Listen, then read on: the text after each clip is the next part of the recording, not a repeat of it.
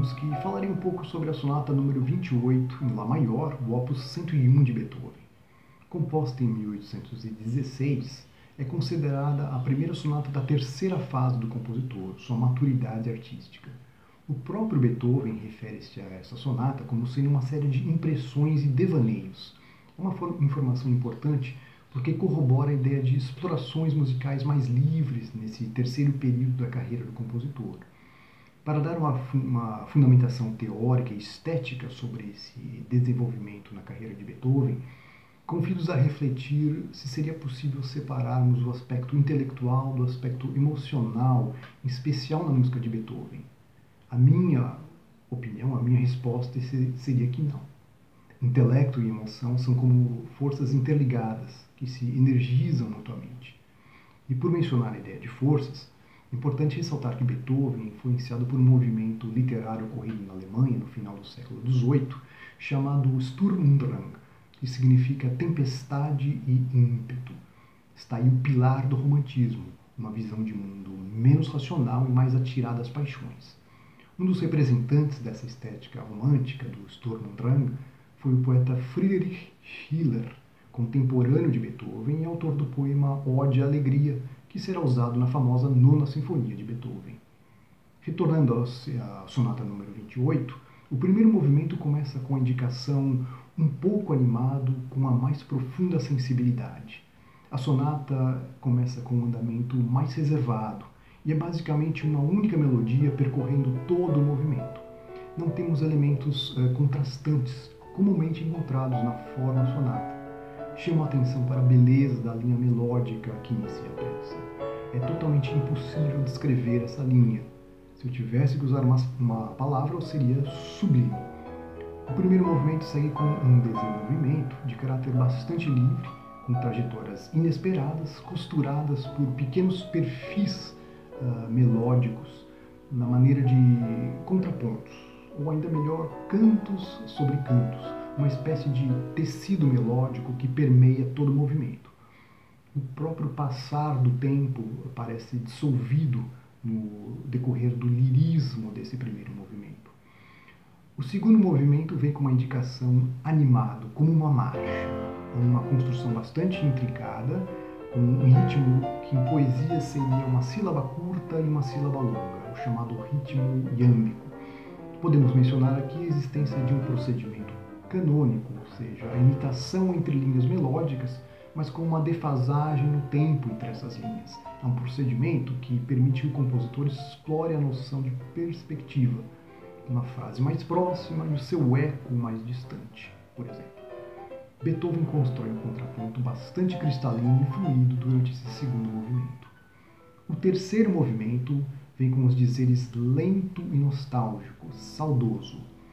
Beethoven escreve ainda as palavras una corda, ou seja, um dos pedais do piano movimenta o teclado e faz com que apenas uma corda seja tocada pelo martelo.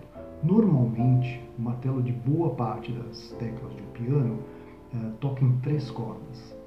Ao usar o recurso do uma corda, Beethoven claramente busca um som mais distante. O pianista Andras Schiff cita a semelhança entre o início do terceiro movimento com a sonata para flauta, violino e cravo da Oferenda Musical de Bach, obra escrita durante os últimos anos da vida de Bach. Isso é importante porque Beethoven, nascido em 1770, ou seja, 20 anos após a morte de Bach, estuda profundamente a obra do mestre alemão e vai mergulhar no uso do contraponto e das estratégias canônicas neste momento de sua carreira. O final do terceiro movimento traz a melodia inicial do primeiro movimento. Parece ser uma cena, uma lembrança dentro da própria sonata. Não à toa, o uso do una corda no piano nos remete ao som de uma harpa, bem distante. Talvez a ideia de devaneio, de sonho descrita por Beethoven. Finalmente, temos o quarto e último movimento. E temos a indicação rápido, mas não muito, e com determinação. Nota-se aqui a presença de uma fuga de bastante complexidade e exuberância. Ao desmembrarmos o quarto movimento, veremos um primeiro tema bastante intenso.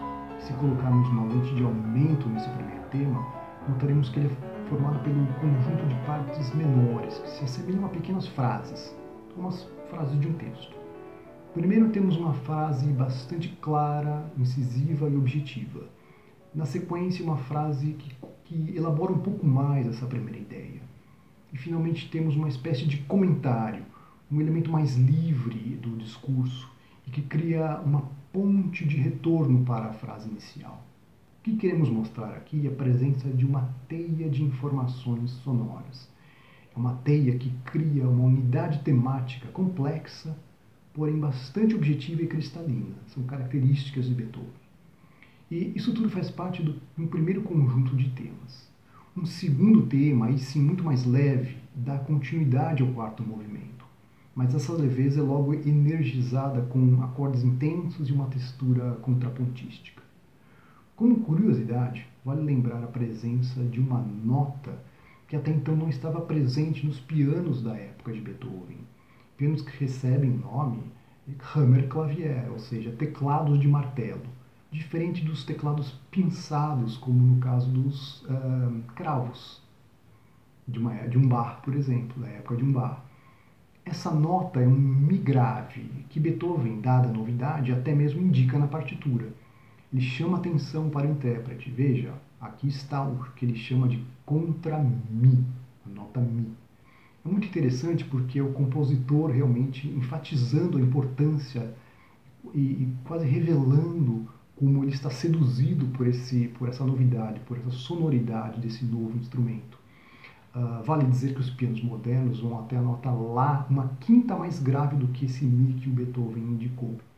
E alguns pianos pouco encontrados nas salas de concerto, como o Bösendorfer Imperial, ele vai até um Dó gravíssimo, totalizando 97 teclas contra as 88 teclas de um piano normal. No caso de Beethoven, são 81 notas à sua disposição. E com essas 81 notas, Beethoven cria a belíssima sonata número 28, em Lá maior, opus 101. Sei que eu mencionei muitos números nesses últimos segundos. O melhor é, sem dúvida, escutar a obra. Bom concerto a todos.